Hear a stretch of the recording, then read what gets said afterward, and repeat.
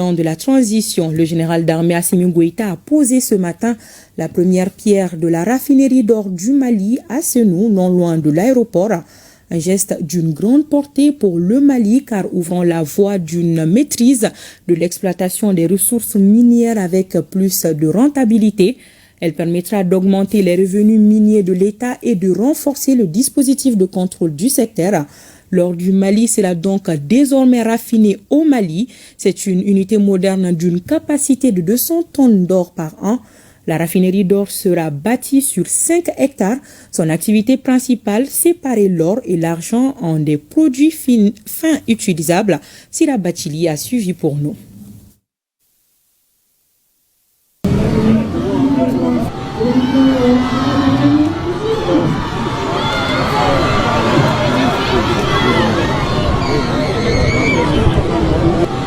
Les jalons d'une transformation structurelle des ressources minières du Mali. Le président de la transition générale d'armée Assimi Goïta les pose pour mieux asseoir la souveraineté économique du Mali.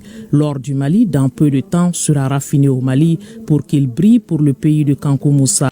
Et c'est précisément ici à Senou, non loin de l'aéroport, que sera construite la raffinerie d'or du Mali. Concrétisation d'une promesse présidentielle datant de 2023. Et c'est une vision industrielle qui hausse le Mali au rang des rares pays africains disposant d'usines d'affinage d'or. Un pas de géant dans l'industrialisation. La raffinerie d'or du Mali est une réponse aux doléances du peuple. Pour en arriver là, l'État a revu les textes et créé une société d'État de recherche et d'exploitation minière. La pose de la première pierre de l'usine d'affinage d'or du Mali d'une capacité de 200 tonnes est la suite logique des recommandations des assises nationales de la refondation au cours desquelles le peuple malien a demandé à ce que l'or du Mali brille pour les Maliens. C'est dans ce cadre que plusieurs actions ont été initiées, à savoir l'audit du secteur minier, l'élaboration et l'adoption du code minier et aussi la loi sur le contenu local. Aussi, nous avons créé la Société d'État de recherche et d'exploitation minière et aussi nous avons eu à renégocier les contrats dans lesquels les intérêts du peuple malien n'étaient pas du tout respectés.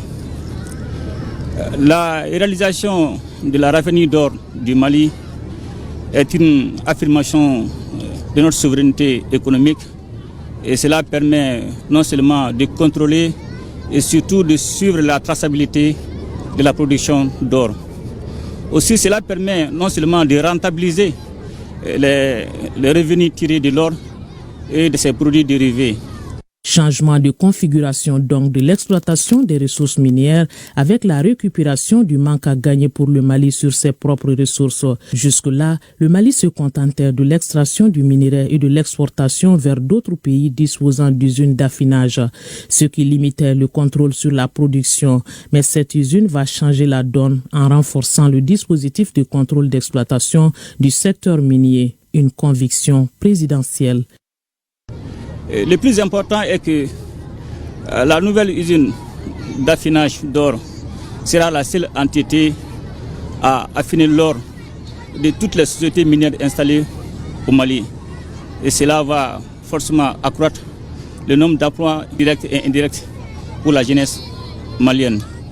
Et je tiens à vous rappeler que depuis 1980 à nos jours, l'or du Mali est exporté pour affinage et vente dans les pays comme les Émirats arabes unis, l'Afrique du Sud et la Suisse.